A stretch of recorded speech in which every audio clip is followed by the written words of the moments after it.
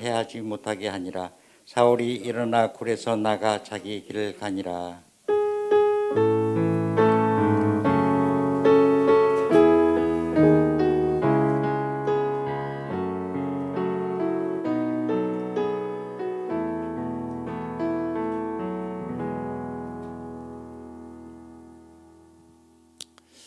네, 벌써 3월이 되었습니다. 오늘 다윗의 선택과 사울의 선택이라는 말씀을 전하려고 하는데요. 이 말씀을 좀 준비한 것은 다윗은 이렇게 시편의 고백을 보면 우리하고 성정, 우리의 마음은 우리하고 굉장히 닮은 면이 많은데 늘 믿음의 고백이 참 다르구나라는 생각을 했어요. 예를 들면 아들 압살롬이 반역을 하고 아주 친한 벗이 배신을 했을 때 우리가 일평생 살면서 이런 배신이 어디 있겠습니까?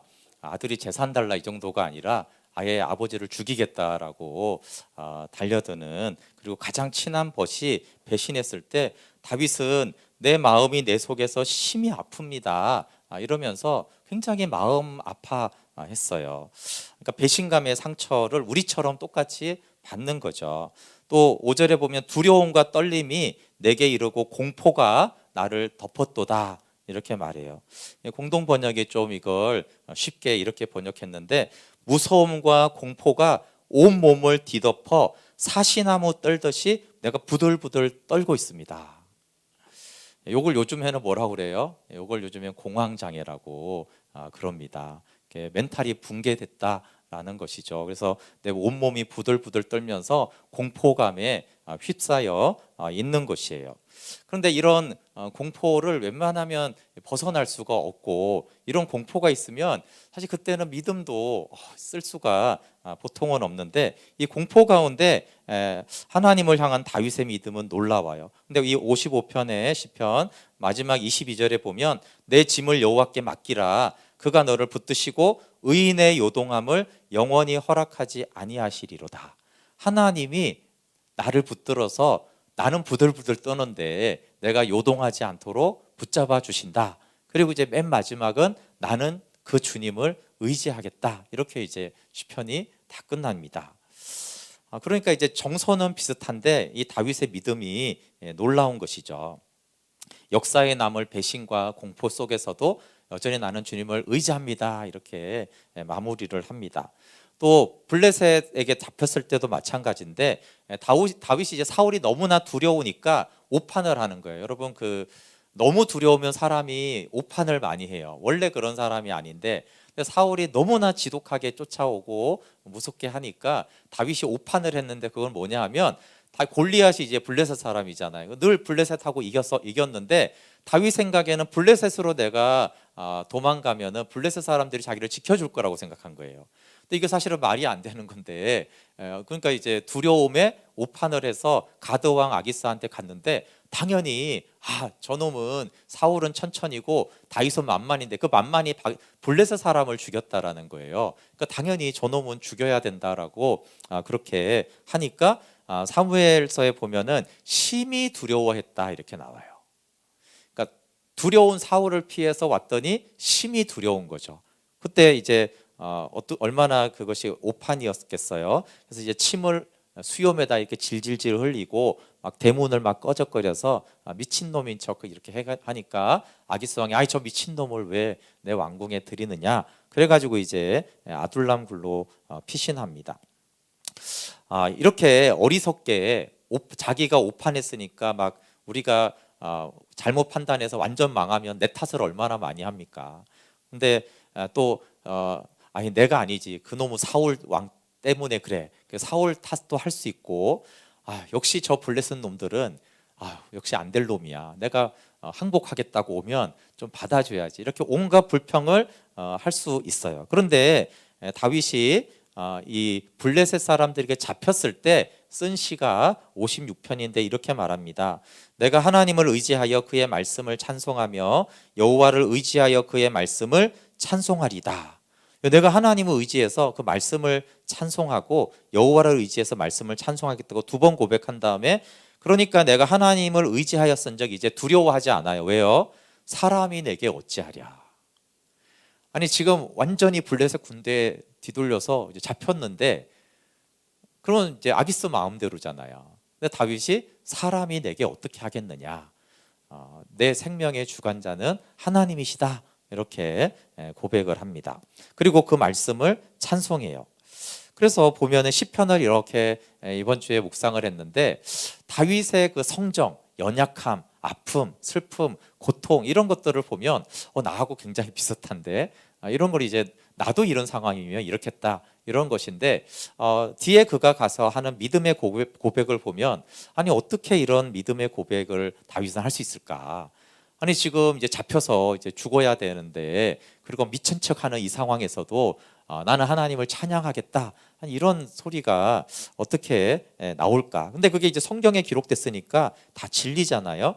그래서 제가 이제 사실은 이제 시편 말씀으로 설교를 준비하다가 한 편이 아니라 여러 편을 매일매일 묵상하니까 아니 도대체 다윗은 어떻게 이런 믿음을 가졌을까? 그 결론은 항상 하나님을 신뢰하고 찬양하고 그렇게 끝나는 거예요. 그래서 다윗은 왜 이런 믿음을 가졌지라고 생각했을 때 생각나는 책이 있었는데 그게 이제 새왕 이야기예요. 새왕 이야기는 다윗이 어떻게 하나님에게 훈련을 받았는지에 대해서 굉장히 잘 나와 있는 책이에요. 제가 이제 청년 때 읽고 20년도 훨씬 더 전에 읽고 이 생각날 정도니까 굉장히 탁월한 책이죠. 이 책인데 굉장히 얇아요. 굉장히 얇은데 다윗이 왜 다윗이 되었는지에 대한 깊은 통찰을 한 아주 탁월한 책입니다. 그래서 이 책을 다시 읽었더니 역시 다윗은 이렇게 훈련을 받았기 때문에 이런 시편들을 고백하고 그렇게 살아갈 수 있었구나라고 해서 제가 이제 시편을 준비하다가 새왕 이야기를 좀 소개해 줘야겠다.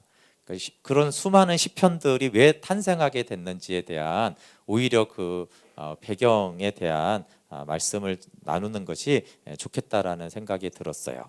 우리도 다윗처럼 여기서 다윗의 길인데 이 다윗의 길은 예수님의 길이죠. 우리도 그 길을 조금이라도 갈 수 있으면 좋겠다. 우리가 잘 알듯이 다윗이 이제 사무엘에게 왕으로 기름 부음을 받았어요.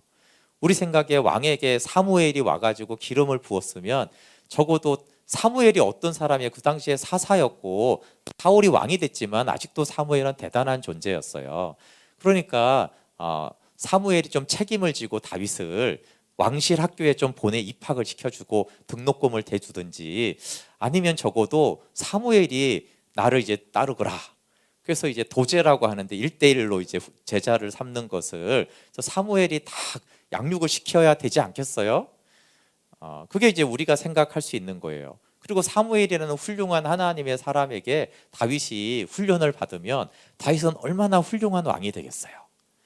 그런데 성경은 전혀 그렇게 하지 않고 사무엘은 기름만 부어놓고요 다윗을 내버려뒀어요. 그리고 어디로 갔냐면 다윗은 광야 학교로 깨어짐의 학교로 가서 10년 이상을 정말 지옥 같은 광야의 고통의 시간들을 보냅니다. 그러니까 이게 첫 번째 우리의 예상하고 다른 거예요. 사무엘과 같은 위대한 하나님의 사람에게 훈련을 받아야지 하나님의 사람이 된다라고 생각을 하는데 오히려 하나님은 오히려 광야와 덜판과 웅덩이와 굴 속에서 다윗을 훈련시키기로 했다는 거예요. 왜냐하면 하나님은 사무엘과 같은 위대한 사람에게 말씀을 너무나 잘 배우고 가르치는 그런 사람이 아니라 자아가 깨어진 사람, 깨어진 그릇을 원하시기 때문에 그래요. 그래서 사무엘 밑에서 양육받는 게 아니라 다윗은 한 미친 왕이 사는 성 안에서 살게 되어졌어요. 그 미친 왕이 사는 그 성 안에서 다윗이 되어져 갔습니다. 그럼 사울이 왜 다윗을 미워하게 됐을까요? 첫 번째는 우리가 잘 알듯이 시기심 때문이에요. 전쟁하고 돌아오는데 사울이 죽인 자는 천천히고 다윗은 만만이다. 그러니까 다윗이 왕보다 이제 더 인기가 있으니까 이제 시기심이 난 거죠. 근데 이 시기심 때문에 예수님을 죽인 사람들이 대제사장들이라고 빌라도가 그렇게 말했어요. 그래서 이 시기심은 별거 아닌 것 같지만 질투는 사람을 죽이기까지 합니다. 그렇지만 단순한 시기심이 아니라 그 시기심은 왕권하고 관계가 있어요. 누가 왕이 될 거냐라는 것에서 이제 시기심이 거기서 폭발을 한 것이죠. 그리고 이제 또 하나 중요한 사실이 있는데, 그것은 사울도 여러분 다윗이 왕으로 기름 부음 받아서 왕이 될 걸 알았어요. 요나단도 알았고, 그러니까 다 알았어요. 근데 이제 뭘 몰랐냐 하면은 사울이 저 다윗이 왕이 될 걸 알았어요. 근데 자기가 왕인데, 자기 아들도 아닌데 저놈이 이제 왕이 된다는 거예요. 근데 그것만 해도 사실은 여러분 그 역사 이런 드라마를 보세요. 내가 왕인데 왕이 될 놈이 나타났어. 그럼 어떡하죠, 상식적으로? 당연히 제거를 하죠. 근데 이제 두 번째가 문제였는데, 다윗이 정당한 방법으로 왕위에 오를지 아니면 비열한 방법으로 왕이 될지를 사울이 몰랐어요. 정당한 방법은 뭐예요? 하나님에 의해서 왕으로 등극이 될지, 아니면 대다수의 역사가 기록하듯이 왕이 될 인물들은 반역을 일으키죠. 군사를 모집하고 그래서 힘으로 새로 왕을 몰아내고 자기가 왕으로 등극하는 이 방식을 쓸지 사울은 그걸 몰랐어요. 그게 사울을 미치게 한 두 번째 요인이 됩니다. 얼마나 불안하겠어요. 저놈이 왕이 될 텐데 어떻게 왕이 될까? 나를 몰아낼까? 나를 죽일까? 아니면 나를 유배 보낼까? 아니면 내가 죽인 다음에 왕이 될까? 이것에 대해서 왕이 되는 거는 맞으니까 이것이 사울이 어려워요. 그러니까 사실은 사울이 다윗을 미워한 거는 우리는 성경을 보니까 왜 미워했지 하지만 굉장히 당연한 거예요. 다시 말하지만 역사물로 드라마로 가셔서 어떤 왕이 다른 사람이 왕이 된다는데 그걸 용납하고 살려둘 왕이 누가 있겠어요. 당연히 제거를 하겠죠. 그러니까 사실은 사울은 정상적인 욕심이 있는, 자기의 권리를 지위를 지키고 싶어하는 그런 사람이에요. 그리고 대부분은 반역을 일으키기 때문에 결국은 사울은 그렇게 생각했어요. 왜냐하면 사울의 눈에는 사울밖에 안 보이거든요. 사울은 사울처럼 보이니까 결국은 저 다윗이 어떻게 해서 왕이 될 거다고 했는데, 근데 사실은 다윗을 잘 몰랐죠.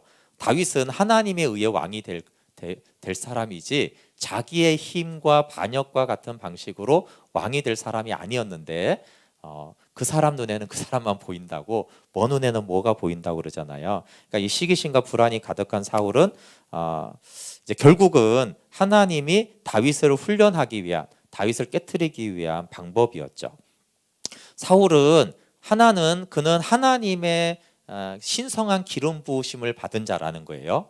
사탄의 기름을 부음 받은 게 아니라 하나님의 신성한 기름 부음을 받은 권위자가 확실한데, 근데 두 번째는 그는 깨어진 권위가 아니라 자기를 주장하는 권위를 가지고 있었어요.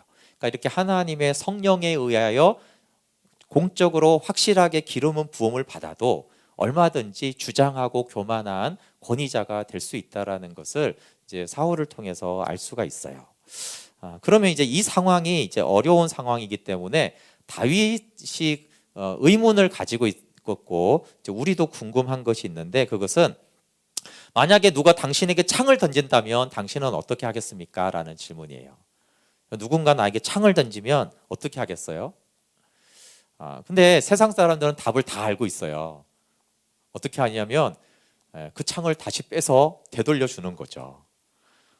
그걸 정당방위라고 하죠. 누군가 나를 주먹으로 치면 같이 맞받아 쳐야지 그걸 맞고 있는 바보가 어디 있어요, 그렇죠? 세상 사람들은 다 아는데요, 놀라운 거는 다윗은 이걸 몰랐어요. 사울이 창을 던지는데 다윗은 그걸 어떻게 해야 될지 몰랐어요. 아니, 내가 먼저 던진 것도 아니고 저쪽이 내가 가만히 있는데 던졌는데, 무죄한데 던졌는데 되돌려준 것 뿐인데 그게 뭐가 문제가 되겠어요.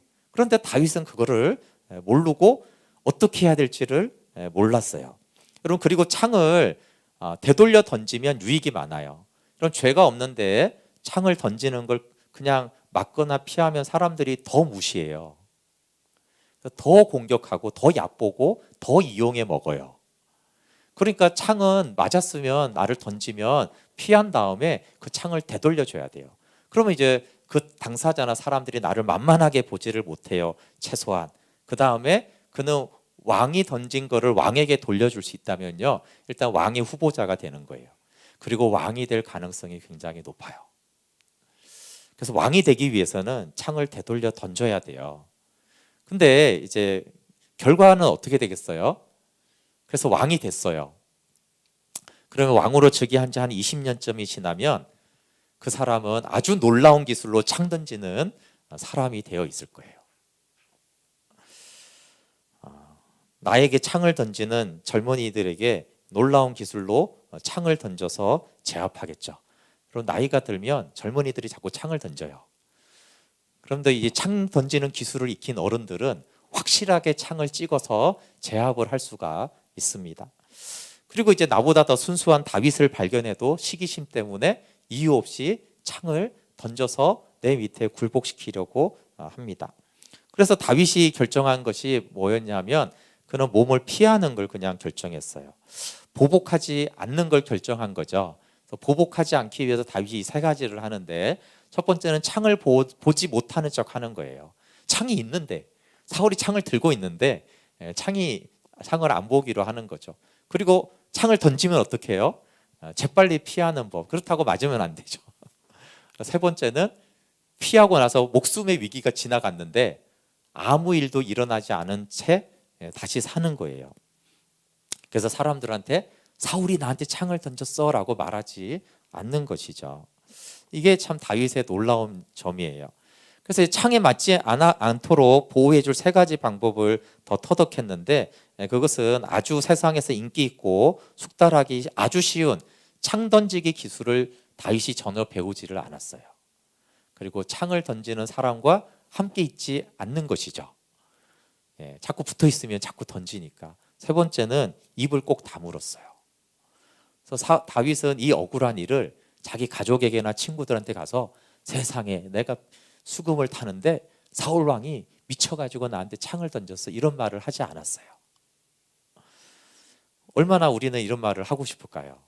이 말을 안 하면 죽을 것 같잖아요. 다윗은 입을 꼭 다물었어요. 왜냐하면 우리는 사울을 주목하죠. 창을 던지는 그 사울을. 그리고 수많은 탄식이 있습니다. 이런 거죠. 나는 창을 던져대는 왕이 다스리는 나라에 살고 있습니다. 도대체 어떻게 해야 됩니까? 떠나야 됩니까? 만약에 떠난다면 어떻게 떠나야 합니까? 라고 했을 때 하나님의 대답은 우리가 싫어하는 거예요. 하나님은 찔려 죽어라, 이런 거예요. 창을 던지는데 어떡합니까? 찔려 죽어라. 정확한 거는 피하라는 거예요. 그러니까 대항하지 말라는 거죠. 우리는 사울 왕이 창을 던질 때 저 사울 왕을 주목해요. 그 사울 왕은 왜 저런 걸까? 나는 반역할 생각이 없는데 왜 저렇게 오해를 해서 나한테 공격을 하고 상처를 주고 하는 걸까라고 그렇게 할 때 하나님이 이제 뭘 주목하냐가 중요한데, 하나님은 그 사울을 주목하는 게 아니라 또 하나의 사울을 예리하게 주시하고 있어요. 여기 사울 왕이 있습니다. 근데 또 하나의 사울 왕이 어디 있어요? 우리 안에 사울 왕이 있어요. 모든 사람의 마음 안에는 사울 왕이 있습니다. 하나님은 다윗 안에 들어있는 그 사울 왕을 주목하고 있는 거예요. 만약에 하나님이 밖에 있는 사울 왕을 주목했다면 어떻게 하겠어요? 그 사울 왕을 죽여버리면 되죠. 그런데 다윗 안에 있는 사울 왕을 죽이려고 목적하고 있기 때문에 그 겉에 있는 사울 왕을 내버려 두는 거예요. 왜요? 이 겉에 있는 사울 왕을 통해서 다윗 안에 있는 사울 왕을 죽이기 위해서 살려두는 거예요. 이게 늘 하나님의 시각과 우리의 시각의 차이예요. 우리는 저 원수 같은 놈이 왜 저렇게 승승장구하고 저 높은 자리에 있느냐, 하나님은 도대체 뭐 하시고 하나님이 살아계시다면 어떻게 저런 놈이 저 자리에 있느냐라고 하지만, 그렇게 말하고 있는 그 사람 속에 사울 왕이 있기 때문에 하나님은 내 속에 있는 사울 왕을 보고 계신 것이죠. 그래서 내 안에 그러면 여러분 어느 정도의 사울 왕이 있겠어요? 사울은요 어느 정도 내 안에 있냐면 나의 핏줄 속에 있고 나의 골수에 있고, 세왕 이야기에 나온 얘기예요. 사울은 나의 핏줄 속에 있고 나의 골수에 있고, 사울은 바로 나의 심장과 근육을 이루고 있다. 사울은 나의 영혼 속에 있고 몸의 원자들 중심에 거하고 있다. 그러니까 바로 내가 사울 왕인 것이에요. 나에게 사울적인 요소가 있는 게 아니라 그냥 나의 본질 자체가 사울 왕인 거예요. 그래서 하나님은 이 사울 왕을 제거하기 원하는 거죠. 왜냐하면 이 사울 왕을 제거하지 않으면 다윗이 누가 되겠어요? 성장하면 사울 왕 2세가 되겠죠. 사울 왕 2세가 되는 것을 막기 위해서. 왜냐하면 사울 왕 2세가 되라고 기름 부은 게 아니거든요. 사울 왕 2세가 될 거면 그냥 사울 왕을 계속 쓰면 되지, 뭐하러 사무엘한테 다시 다윗을 찾아가 가지고 다윗에게 기름을 붓게 했겠어요. 그래서 하나님의 왕국을 예표하는 다윗 왕국을 세워야 되면 다윗은 사울이 되면 안 되는 거예요. 그러니까 이제 사울 왕 2세가 되지 않기 위해서 이제 다윗을 이제 수술을 해야 되는데, 그러니까 수술이 왜 이게 갈라가지고 마음을 갈라가지고 그 사울을 이렇게 도려내가지고 잘라내서 끄집어내는 수술을 해야 되는데, 그 메스와 칼이 뭐냐 하면은 사울 왕인 거죠. 사울 왕을 통해서 이제 다윗을 수술을 하는 것이에요. 그러니까 수술이니까 아프죠. 너무 아파요. 그런데 이제 다윗이 되기 위해서는 이런 운명, 하나님의 수술, 훈련을 받아들여야 했어요. 그래서 다윗은 이 잔인한 상황을 포용하고 창을 던지는 사울을 받아들였어요. 그러니까 다윗은 사울에게 응수하지 않았고 대항하지를 않았습니다. 근데 두 번째도 안 했어요. 두 번째는 뭐냐 하면 외식인데 경건하게 보이기 위해서 사울을 높이지도 않았어요. 그러니까 이 두 번째도 외식이에요. 첫 번째 대항하는 것만이 문제가 아니라 마음에도 없이 막 그 사람들을 높이는 것도 인간적인 쓸데없는 짓이죠. 그 다윗은 혼자서 잠잠히 가혹한 시련을 끝까지 견뎠는데 10년이 넘는 세월을 견뎠습니다. 그리고 그 오랜 시간을 통해서 결국 다윗 안에 있는 사울이 제거가 되고 다윗의 성품과 생명이 달라졌어요. 이런 해결책은 아무도 좋아하지 않습니다. 저도 좋아하지 않습니다. 세왕이야기에 이렇게 써놨어요. 하나님 외에는 이 방법을 아무도 좋아하지 않는다. 그러니까 다윗이 이 방법을 좋아했느냐? 아니, 너무 싫어하는데, 싫어하지만 하나님의 방법을 그냥 받아들인 거죠. 그리고 또 하나 이제 질문이 있어요. 요즘 막 또 가난한 성도들이 많아서 이슈기도 하는데, 또 상처 없는 교회가 없을 정도잖아요. 그러면 이제 그럼 다윗 밑에 계속 있어야 되느냐, 떠나야 되느냐, 그럼 언제 떠나야 되느냐, 떠나는 방법은 뭐냐, 이것도 이제 큰 질문이죠. 사울을 떠날 때가 되었다면 어떻게 할까요? 라고 하는 거예요. 근데 다윗은 창을 피하기만 했지 스스로 떠나는 것을 결정하지 않았어요. 근데 그러면 누가 결정해 줬냐 하면 사울이 결정해 줬어요. 사울이 법령을 내렸는데 저 다윗을 잡아서 개같이 죽여라 그랬어요. 그러니까 피해야 되잖아요, 그렇죠?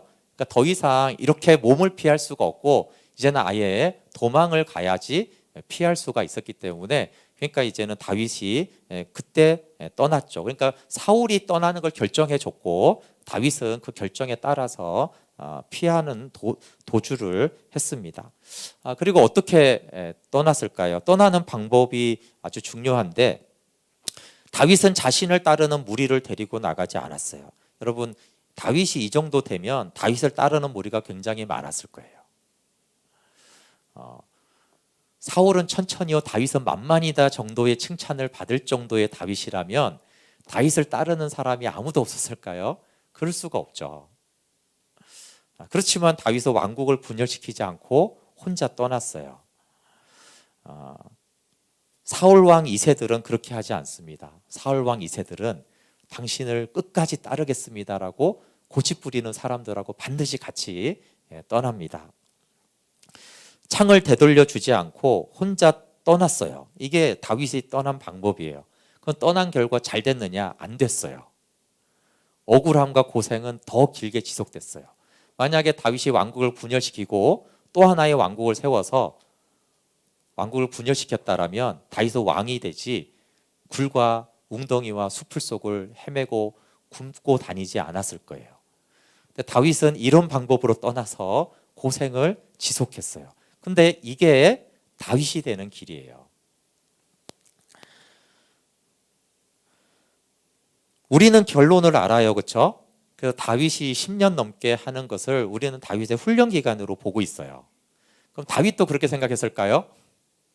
다윗도 10년 넘게 나는 훈련을 받고 있어 이러고 돌아다녔을까요? 아니죠.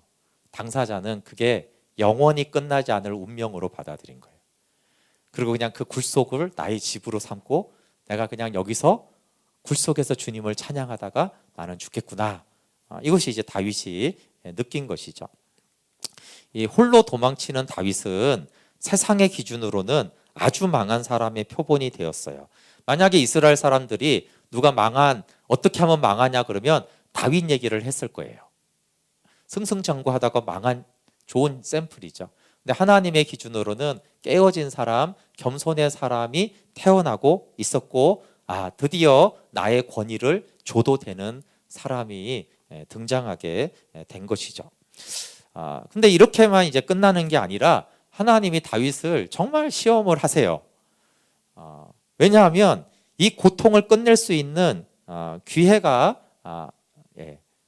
좀 이따가 보고, 기회가 놀랍게 오늘 본문에 그래서 읽었는데 사무엘상 24장에 이 어마어마한 고통을 끝낼 기회가 주어져요. 그러니까 굴 속에 있는데 사울이 거의 죽으려고 들어오는 거예요. 용변을 보려고. 또 한 번은 이제 잘 때도 있었죠. 그런데 다윗이 이렇게 옷만 찢고 살려주잖아요. 옷을 몰래 찢어낼 정도면은 그 죽이는 거는 뭐 일도 아닌 거예요. 다윗은 엄청난 용사였기 때문에. 그러니까 이제 살려주고 나서 요압이 거세게 다윗에게 대드는 거예요. 그리고 막 사람들이 술렁술렁하면서 막 요압 편에 편드는 거죠. 요압은 다윗이 매우 어리석다는 듯이 아니 왜 사울을 죽이지 않았냐고, 사울이 당신에게 어떤 짓을 했냐고, 그 자가 당신을 창을 던지기부터 10년 동안 토끼 쫓듯이 쫓아다니면서 토끼 몰이를 하면서 당신을 잡으면 개같이 죽여버리라고 그런 식으로 하고, 당신은 굶고 굶주리고 웅덩이에 숨어 지내고 굴속을 전전하면서 그리고 온 나라가 지금 사울이 만든 뜬소문을 다 믿고 있어서 당신이 반역자고 미치광인 줄 안다고 계속 밀고하고 배신을 당하지 않느냐라고 하는 거예요. 그런데 다윗, 당신의 창 끝에 사울이 있었지만 당신은 아무것도 하지 않았다는 거예요. 이게 요압이 견딜 수 없는 거예요. 왜 당신은 이런 고통의 날들을 끝내지 않았습니까? 고통이 끝날 수 있는 기회가 왔는데. 그리고 우리의 고통도, 다윗, 당신은 한 사람이 아니야. 우리 600명의 고통도 끝내야 될 거 아니야, 지도자라면. 여러분, 이게 참 어려운 거죠. 고통이 왔어요. 근데 어쩔 수 없이 막 닿는 고통이랑 이 고통을 내가 끝낼 수 있어. 그리고 이 고통을 끝낸다 해도 누가 모를 사람도 없어. 정당방위니까. 그런데 다윗은 이 고통을 스스로 끝내지 않았어요. 그러니까 이제 요압이 화가 났죠. 다윗의 대답은 이렇습니다. 요압이 언젠가 사울이 당신을 반드시 죽일 거라고 이렇게 협박을 하니까 다윗은 그가 날 죽이는 것이 내가 그의 방법을 배우는 것보다 낫소. 그가 나를 죽이는 것이 내가 그와 같은 자가 되는 것보다 낫단 말이요. 나는 왕들을 미치게 하는 그 길을 택하지 않겠어. 나는 복수하지 않겠다라고 다윗은 말합니다. 다윗이 이렇게 멋있게 말했을 때 요압이 어떻게 했을까요? 아멘 했을까요? 아니죠. 속으로 미친놈. 그리고 이제 불을 나가버리는 거예요. 뭔 소리야 이런 거예요. 도대체 뭔 소리야. 고통을 끝낼 수 있다니까. 정당방위라니까. 정당방위를 해서 당신의 이 지독한 10년 동안의 고통을 끝내고 우리 모두의 고통을 끝내야지. 뭔 소리야. 날 죽이는 게 낫다고? 뭔 소리야. 그래서 이제 요압은 신경질 나서 나가버리고 그걸 다 들은 백성들은 투덜거려요. 그날 자면서 그 600명의 동지들은 불안해하는 거예요. 저 지도자가 과연 내가 믿고 맡길 지도자일까? 왜 우리의 고통을 없애주지 않을까? 저 미치광이 왕이 뭐라고 그 왕 하나를 보호하기 위해서 우리를 이렇게 또 굴 속에서 굶주림 속에서 방황하게 할 건가? 유리방황하게 할 건가? 예. 그래서 이 다윗은 사울을 안 죽이고 혼자 너무나 처절한 외로움 속에서 그 길을 가는 거죠. 아무도 이해해주지 않아요. 그렇지만 그때 다윗의 동지들마저 다윗에게 멀어져 갈 때 하나님은 그때 가까이 오셨죠. 다윗 이제 됐다. 너는 강제로가 아니라 내가 너에게 기회를 다 주었어도 너는 내가 기름 부은 그러나 미치광이가 된 이 왕을 너의 손으로 처리하지 않고 나에게 맡겼다. 그러니까 하나님께 맡긴 거죠. 사울을 죽일 거면 하나님이 얼마든지 죽일 수 있는데 하나님이 살려둔 걸 내가 왜 죽이느냐. 하나님이 하실 것이다 라는 것에 대해서 이제 하나님은 그것으로 된 거예요. 여러분, 사울은 어떤 사람입니까? 우리는 사울이 다윗과 자꾸 비교되니까 이 미치광이 사울 왕이 또라이인 줄 알아요. 그렇지만 사실 사울 왕은 이스라엘 사람 중에 가장 훌륭한 인물 중에 하나였어요. 그는 시골의 농가에서 태어나서 키도 크고 잘생기고 성격도 아주 좋았고 아주 좋은 효자였어요. 정말 중요한 건 성령으로 세례를 받았습니다. 나라를 연합해서 나라를 건국한 왕이에요. 여러분, 나라 건국해 보셨습니까? 한 나라를 처음 건국한다는 것은 영웅이 아니고는 할 수가 없는 일이에요. 사울은 오합지졸들을 군대로 만들었고요. 강력한 군대로 만들었어요. 그래서 하나님의 능력으로 나가서 전쟁할 때마다 승리를 했어요. 그래서 이런 사람은, 사울 같은 사람은 거의 찾아볼 수 없이 성령에 사로잡혀서 하나님의 나라를 큰 일을 이룬 그런 위대한 사람이에요. 그는 전례가 없이 한 번도 없었던 일들을 세워나가고 말하고 성취해 나갔던 놀라운 사람입니다.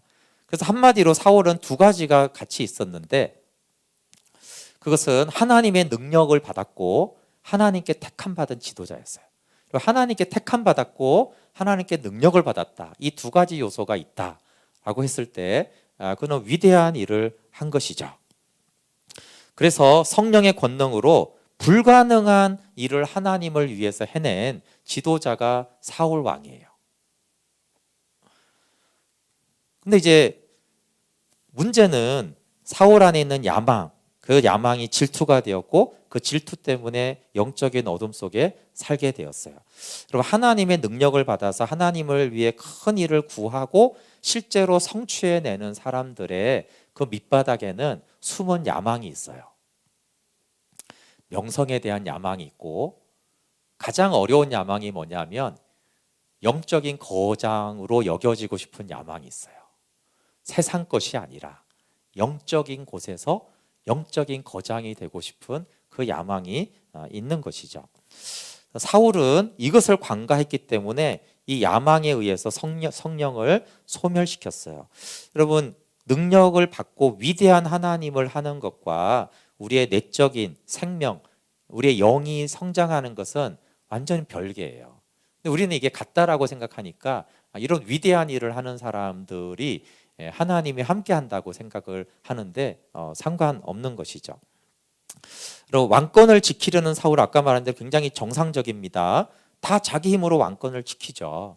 근데 영적 어둠 속에 미쳐간 이 사울은 사실은 대부분의 우리를 말해요. 그 다음에 이제 시간상 짧게만 하는데 책을 다 못 다루는데 이제 새 왕인 거는 압살롬이 등장합니다. 다윗에게 창을 던지는 압살롬이 등장해요. 압살롬은 다윗을 닮았어요. 그런데 하나 다윗보다 잘난 게 있는데 다윗보다 용모가 더 아름답고 잘생겼어요. 머리털이 어마어마하게 멋졌어요. 이 압살롬은 굉장한 통찰력과 분별력을 가지고 있었어요. 그래서 왕국에 일어나는 잘못된 것들이 어떤 건지를 정확하게 깨달았고, 그리고 그 왕국이 보호해주지 못하는 사람들을 도와주고, 그 왕국 안에서 상처받는 사람들의 말을 경청해주고 도와주고 그렇게 했어요. 그리고 이 왕국이, 이 하나님의 왕국이 정말 하나님의 나라로 모든 백성이 기쁘고 행복하게 살지 못하는 것을 마음 아파했어요. 그래서 이 똑똑하고 분별력 있고 문제도 정확하게 파악해내고 그 문제를 어떻게 해결해야 될지도 알고 있는 이 압살롬은 사람들의 소망이 됐어요. 압살롬은 우리의 문제를 정확하게 알고 있고 그 사람은 해결책까지 가지고 있어. 이런 소문들이 이제 있기 했어요. 그리고 압살롬은 절대로 주장하지 않았고 지나치듯이 이렇게 말을 했죠. 내가 만약에 책임자라면 내가 할 일은, 그 이상의 말은 하지 않았어요. 압살롬은 아주 고상한 말을 했습니다. 그런데 그 말로도 백성들의 마음에 반역의 불을 지피기에 충분했어요. 압살롬은 반역을 일으키자라고 한 사람이 아니라 주변에서 압살롬, 당신이 해야 돼, 당신이 해야 돼라는 그 수많은 압력에 못 이겨서 반역을 저지르는 것처럼 했어요. 오늘날 똑똑한 정치인들이 그렇게 하죠. 압살롬도 그런 방식으로, 나는 전혀 그런 거 할 사람들이, 저 고통받는 사람들이 떠밀려서 그냥, 그리고 내가 한 거는 여러분들의 문제를, 이 왕국의 문제를 더 개선하기 위해서 어쩔 수 없이 등 떠밀려서, 나는 아버지를 그렇게 반역할 사람은 절대 아니지, 난 그게 너무 마음이 아프지만 고통받는 여러분을 위해서 내가 어쩔 수 없이 총대를 매겠다라고, 그렇게 이제 압살롬은 나섰습니다. 압살롬은 되게 충성스러운 사람이었어요. 그리고 동시에 야망이 있는 사람이었어요. 이 동시적인 게 문제인 거예요. 그러니까 참 다윗의 운명은 이래요. 젊은 나날에는 사울이 던지는 창을 피해야 됐잖아요. 늙어서는 이제 아들이 던지는, 이 젊은 압살롬이 던지는 창을 피해야 되는 처지가 되었어요. 그러니까 사울 왕 2세가 사울처럼 고상하고 능력 있게 등장한 거죠. 제2의 사울이 압살롬이죠. 근데 사울이 젊었을 때만 위에 있는 줄 알았더니 늙어 보니까 밑에도 또 사울 왕이 또 있네요. 그래서 새 왕 이야기예요. 근데 차이가 있어요. 젊은 날에는 다윗은 그래도 사울을 전쟁에서 이길 힘은 없었어요. 그런데 지금 다윗이 왕이었기 때문에 모든 정보통을 다 가지고 있고, 그러니까 압살롬을 사전에 제거하거나 반역을 못할 모든 정보력과 힘을 가지고 있었어요. 압살롬이 던지는 창을 막아낼 수가 있었는데 다윗은 놀랍게도 또다시 압살롬이 던지는 창을 피하기만 했어요. 힘이 있는데. 다윗의 선택은, 어려운 선택은 여기에 있죠. 모든 것을 다 잃을 것이냐, 아니면 사울이 될 것인가. 저 반역을 내버려두면 다 잃어버리죠. 그러면 압살롬을 제거하고 제압하기는 쉬워요. 왜냐하면 내가 사울이 되면 돼요. 사울과 똑같은 방식으로만 하면 저까지 압살롬을 제어하는 거는 문제도 아니에요. 근데 우리에게는 너무나 당연히 반역을 제압해야지, 아니면 미리 막아야지 그랬는데, 다윗이 그걸 하지 않은 이유는, 다윗은 내가 과연 사울이 돼야 되겠는가라는 거예요. 나를 향해 창을 던지는 저 아들을 향해 나도 창을 던지는 사울이 될 것인가, 다윗을 제거하려고 했던 그 사울이 될 것인가. 그러니까 사울이 하나님께 처분에 맡기지 않고 사울 스스로가 왕권을 지키려고 했는데, 다윗도 내가 하나님에게 다시 이 일을 맡겨야 될 것인가, 아니면 내 힘으로 사울처럼 내가 쥐잡듯이 압살롬을 잡아서 제거할 것인가 하는 거예요. 내가 이 노년의 사울이 되어야 하는가라는 깊은 고민이 있었죠. 사울에게 했던 것처럼 복수하지 않기로 결정을 한 것입니다. 사울에게 하듯이 압살롬에게도 한 거예요. 반역의 진압은 왕의 입장에서는 온 세상이 찬성하는 정당방위지만, 그냥 다윗은 하나님의 처분에 맡기기로 했습니다. 그래서 다윗은 젊었을 때는 압살롬이 되지 않기로 결정을 했고, 늙어서는 사울이 되지 않기로 결정을 했어요. 다 잃는다고 해도 그게 다윗이 다윗되고 다윗이 예수님의 길을 간 것입니다. 나는 어떤 길을 선택해 왔습니까? 제가 이걸 20몇 년 만에 다시 읽었는데, 젊은 날에도 저한테도 여러분한테도 사울과 같은 권위자들이 있겠죠.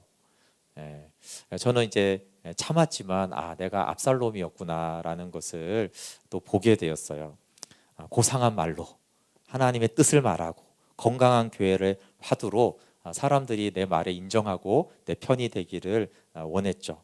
할 수만 있으면 창을 되돌려주고 싶었는데 되돌려주면 더 문제가 생길까 봐 안 되돌려준 것뿐이지 다윗처럼 그렇게 마음으로 받아들이지는 않았어요. 그리고 사울처럼 하나님의 능력을 받아서 하나님의 일들을 왕성하게 사울처럼 저도 하나님의 일들을 능력도 받았고 일도 했습니다. 근데 이제 세왕 이야기를 읽으면서 내 안에 미치광이 사울이 자라서 나의 영혼을 이제 지배하게 되었구나. 그래서 이제 압살롬을 향해서 나는 또 창을 던지는 사람이 되었구나. 물론 외적으로는 참을 수도 있지만 제 안에 그렇다는 것이죠. 창을 뭐 되돌려 주는 것뿐인데 라는 거예요. 다윗의 길과 사울의 길, 다윗의 선택과 사울의 선택에서 사울의 길은 쉽습니다. 대다수가 그 길을 가죠. 다윗의 길을 선택하는 사람은 아주 소수이고 그 길은 좁은 길입니다. 그러니까 예수님이 말한 그 좁은 길이 뭐냐라고 했을 때 이 다윗의 길을, 다윗의 선택을 말하고 있는 것이에요. 그리고 그 다윗의 길을 걸어간 사람은 시편을 쓸 수가 있는 거예요. 진리로. 지식과 깨달음이 아니라 진리로 다윗이 그 시편의 고백을 써내는 거예요. 다윗의 믿음이죠. 고민은 되고 사울과 압살롬에게 창을 던지지 않았기 때문에 다윗은 다윗이 됐습니다. 하나님의 은혜는 여러분 하나님이 우리를 사울을 하나님이 이제 포기하잖아요. 사무엘아, 사울을 포기하자. 이게 진짜 심판이고요. 우리를 계속 다윗처럼 훈련시키고 있다라면 하나님의 인자하심이 있는 거죠. 그래서 제가 감사한 거는 젊은 날에 하나님은 내 안에 사울을 제거하려고 하셨구나. 내가 그걸 온전히 받아들이지 못했지. 그러면 하나님은 너는 안 되는구나. 그래야 되는데 중년이 되어도 나는 네 안에 사울을 제거해야겠다라고 여전히 계속 나하고 씨름하고 계시는 그 하나님이 있더라고요. 그리고 아마 내가 중년에도 내가 여전히 사울처럼 행하면 내가 늙어서까지도 하나님은 내 안에 사울을 제거하시는 그 일을 포기하지 않으시고 나는 네가 다윗이 되기를 원한다. 나는 너를 사울처럼 버리기를 원하지 않고 너를 끝까지 다윗이 되기를 원한다. 근데 그 말은 동시에 너는 계속 광야에 있게 할 거다. 네 안에 사울을 제거할 그날까지 나는 포기하지 않고 다윗이 그 혹독한 시련을 겪고 내가 사랑하는 그 다윗이 그 고통 속에 있어도 결국 사울 안에 있는 그 사울을 다윗 안에 있는 사울을 제거하기까지 하나님이 멈추지 않았던 그 일들을 나는 할 것이다라고 하는 것이 우리에게는 힘들지만 그것은 하나님의 사랑이죠. 오히려 그만하자. 넌 버렸어. 내가 다시 다윗을 찾겠어. 그러면 사울이 불행하게 된 거예요. 사울이 하나님께 버림받았기 때문에 더 이상 하나님은 사울 안에 있는 사울을 제거하기로 결정하지 않았어요.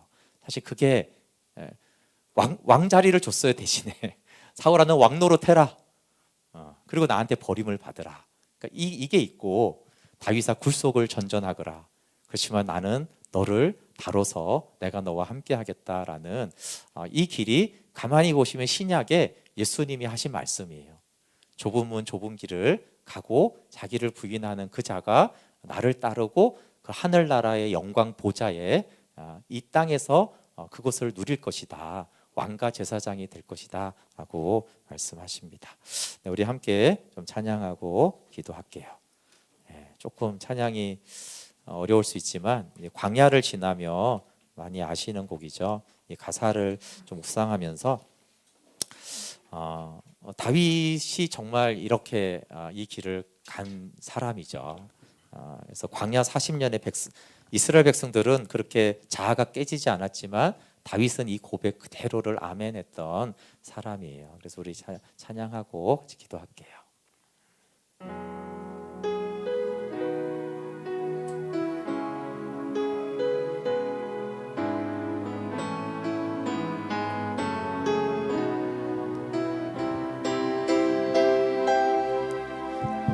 나를 깊은 어둠 속에 홀로 두시는지, 어두운 밤은 왜 그리 길었는지, 나를 고독하게, 나를 낮아지게, 세상 어디도 기댈 곳이 없게 하셨네.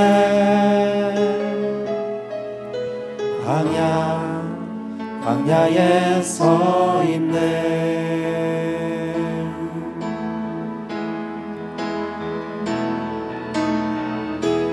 주님만 내 도움이 되시고, 주님만 내 빛이 되시는, 주님만 내 친구 되시는 광야. 주님 손 놓고는 단 하루도 살 수 없는 곳,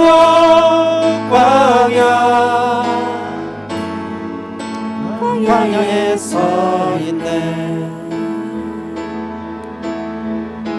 왜 나를 깊은 어둠 속에, 왜 나를 깊은 어둠 속에 홀로 두시는지, 어두운 밤은 왜 그리 길었는지, 나를 고독하게, 나를 낮아지게, 세상 어디도 기댈 곳이 없게 하셨네.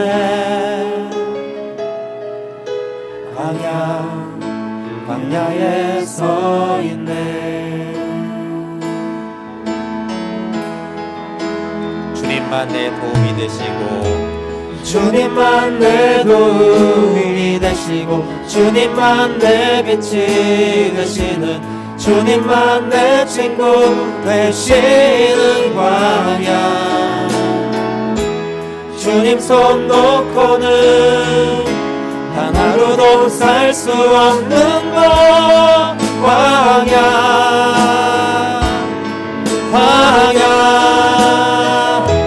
주께서 나를 사용하시려, 나를 더 정결케 하시려, 나를 택하여 보내신 그곳 광야. 성령이 내 영을 다시 태어나게 하는 곳, 광야에 서 있네. 내 자가 산산이 깨지고 높아지려 했던 내 꿈도 주님 앞에 내놓고, 오직 주님 뜻만 이루어지기를, 나를 통해 주님만 드러나시기를.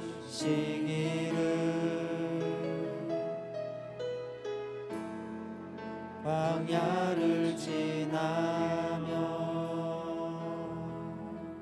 함께 기도하겠습니다. 아무도 다윗의 길을 좋아하지 않습니다. 다윗조차도 이 길을 좋아하지는 않았습니다. 그러나 다윗에게는 내가 좋아하고 싫어하는 것보다 하나님의 뜻이 중요했고, 하나님을 사랑하고 주님을 따르고 싶었던 것이 중요했습니다. 그래서 원하지 않았고 좋아하지 않았고, 깊은 고뇌와 외로움과 갈등 속에서도 주님의 뜻을 이루소서. 사울의 길을 선택하지 않겠습니다. 사울이 되지 않겠습니다. 얼마나 깊은 고뇌의 밤을 수없이 보내며 홀로 눈물 흘렸는지 모릅니다. 그럼에도 불구하고 자아가 깨어진 이 한 사람을 통해서 하나님은 예수 그리스도를, 또 복음을, 하나님 나라를 계시해 주셨습니다.